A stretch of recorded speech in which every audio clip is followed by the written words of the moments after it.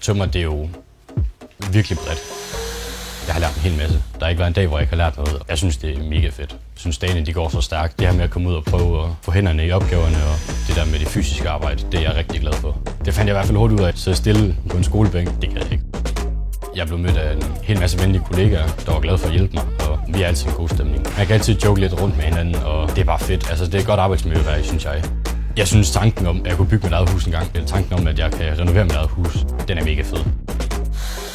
Hele tiden gennem hele mit liv har jeg været ret glad for at kunne se processen, når man bygger noget. Jeg har bygget rigtig meget med Lego, for eksempel. Tænk sig om en ekstra gang, men ligesom for hjernen i brug. Der er mange hjælpemidler, der hjælper mig i hverdagen. Jeg synes, det giver en rigtig tryg følelse i min krop, at jeg ved, at der bliver så meget mere fokus på, at kroppen skal kunne holde i lang tid. Min plan er, at jeg vil selvfølgelig blive udlært tømrer, og jeg vil arbejde inden for branchen, så kan det være, at jeg en dag har lyst til at videreuddanne mig